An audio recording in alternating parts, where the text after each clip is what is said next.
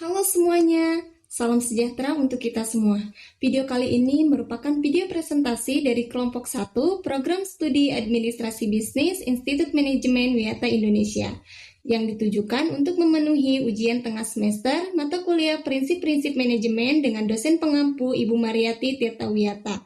Sebelum itu, jangan lupa klik tombol subscribe, like, dan komen ya. Organizational culture atau budaya organisasi. Budaya organisasi dapat digambarkan sebagai nilai, prinsip, tradisi, dan cara bersama dalam melakukan sesuatu yang mempengaruhi cara anggota organisasi bertindak, dan membedakan antara organisasi dengan organisasi lainnya. Definisi budaya mengandung 3 hal. Pertama, budaya persepsi.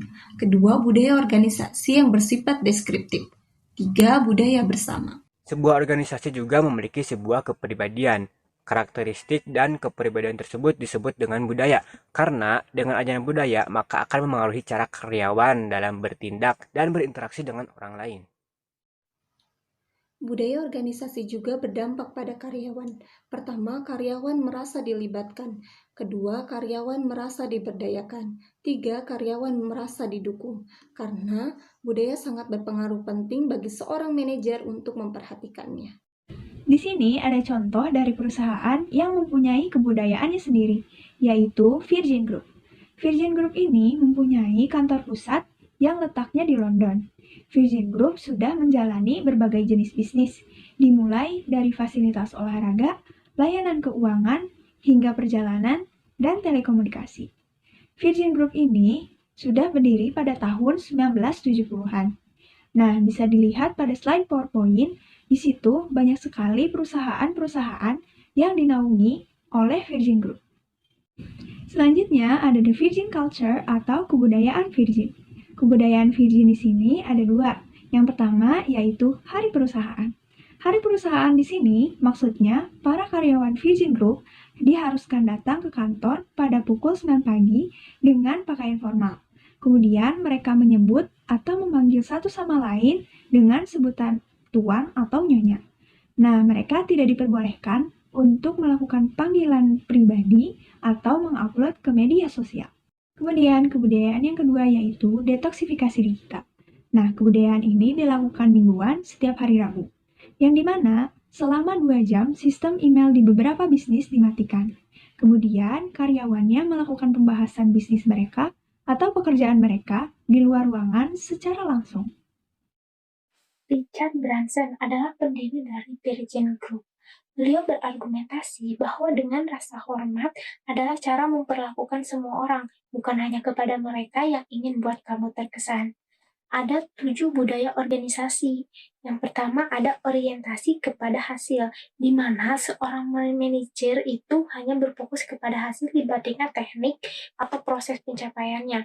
Yang kedua ada orientasi terhadap individu, di mana seorang pemimpin harus memperhatikan kebutuhan kepentingan dari anggota timnya, seperti pengembangan dari diri pribadi saat mencapai keputusan yang harus dilakukan ketika menyelesaikan tugasnya. Yang ketiga ada orientasi terhadap tim, di mana tim ini berkolaborasi dengan upaya kolektivitas daripada penyelesaian tugas secara individu. Yang keempat ada agresivitas. Sikap agresif ini sangat dipentingkan oleh organisasi dibandingkan dengan orang yang mudah bergaul. Yang kelima ada stabilitas atau kestabilan dalam organisasi di waktu tertentu. Yang keenam ada inovasi dan pengambilan risiko. Inovasi ini sangat dibutuhkan oleh budaya dan risiko ini harus bisa dipertanggungjawabkan. Yang ketujuh ada perhatian terhadap detail, di mana kemampuan saat menyelesaikan tugasnya sambil menunjukkan perhatiannya yang menyeluruh terhadap semua bidang. Contoh dari dimensi of organisasi yang seperti kita tahu bahwa dimensi organisasi itu ada 7 ya. Yang pertama mulai dari attention of detail sampai dengan innovation and restocking. Nah, dari ketujuh dimensi ini ada beberapa perusahaan yang mereka menganut dimensi tersebut. Contohnya yang pertama itu adalah Tesla Motors. Mereka menganut dimensi inovasi. Kenapa? Karena dalam setiap mereka melakukan produk, mereka selalu menginovasi dan mereka kreatif sehingga menjadikan budaya bagi mereka dan menjadi salah satu ciri khas dari Tesla Motors tersebut. Seperti kita tahu bahwa Tesla Motors, mereka bergerak di bidang otomotif, pesawat otomotif, mobil. Bedanya mereka dengan yang lain bukan lagi menggunakan bensin. Mereka berinovasi dengan menggunakan baterai ataupun listrik. Itu pun menjadi salah satu keunggulan dari Tesla Motors. Yang kedua, yaitu ada Southwest Islands. Di mana satu island ini mereka menganut dimensi yaitu people orientation. Gitu kan. Nah, di mana SDM atau sumber daya manusia yang di dalamnya itu budaya bagi mereka. Pelayanannya bagus, baik, sehingga konsumen pun nyaman dan menjadi budaya dari si Southwest Airlines ini. Strong culture.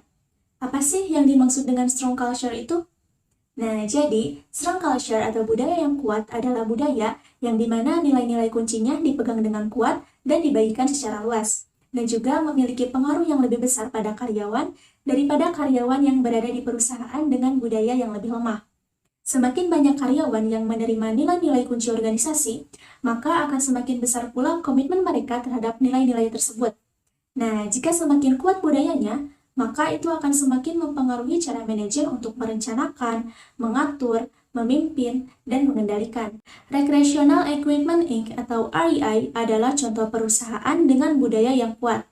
Nah, di mana perusahaan ini mendesain dan menjual perlengkapan dan pakaian luar ruangan. Kebudayaan-kebudayaan yang ada di perusahaan REI itu, kebudayaan yang pertama yaitu REI menerapkan komitmen perusahaan untuk mengadakan petualangan di luar ruangan yang akan menarik para karyawannya untuk berorientasi luar yang dapat berhubungan dengan pelanggan. Kebudayaan yang kedua yaitu manajemen perusahaannya juga memberikan kesempatan kepada para karyawan untuk mengajukan proposal hibah tantangan untuk mendukung petualangan luar ruangan pribadi yang menantang, misalnya seperti ekspedisi lintas alam.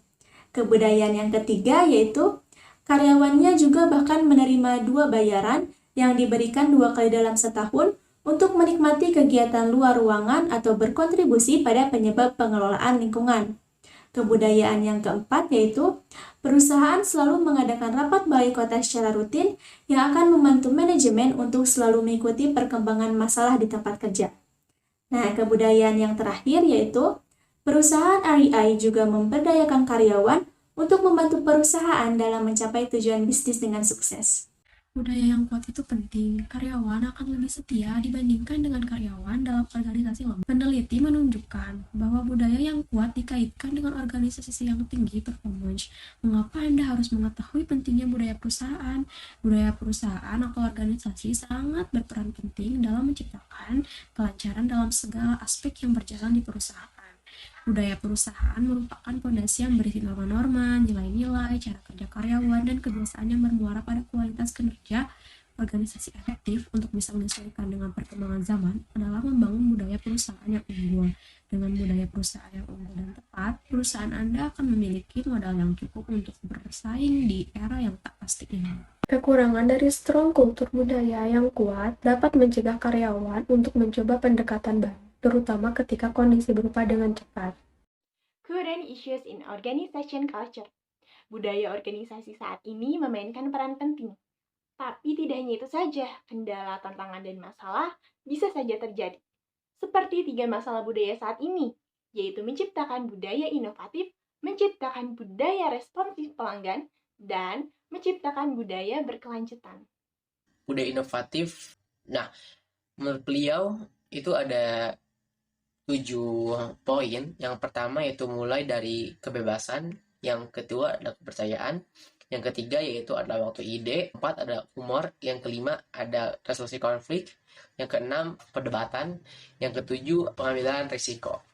Dari poin-poin tersebut yaitu dari beliau. Contohnya yang pertama adalah kebebasan. Menurut beliau, apakah karyawan secara mandiri menentukan pekerjaan mereka, menjalankan kebijakan dan mengambil inisiatif dalam aktivitas sehari-hari, dan seterusnya. Nah, itulah satu budaya inovatif yang didefinisikan oleh si Gary Ekval. Creating a customer responsive culture. Ada 5 karakteristik budaya responsif pelanggan. Yang pertama, tipe karyawan. Pekerjakan karyawan dengan kepribadian dan sikap yang konsisten, dengan pelayanan kepada pelanggan yang baik, ramah, penuh perhatian. Yang kedua, ada jenis lingkungan kerja.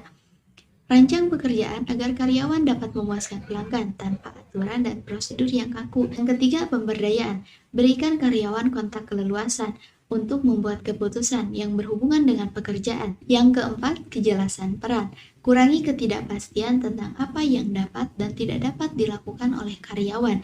Yang kelima, keinginan yang konsisten untuk memuaskan dan menyenangkan pelanggan.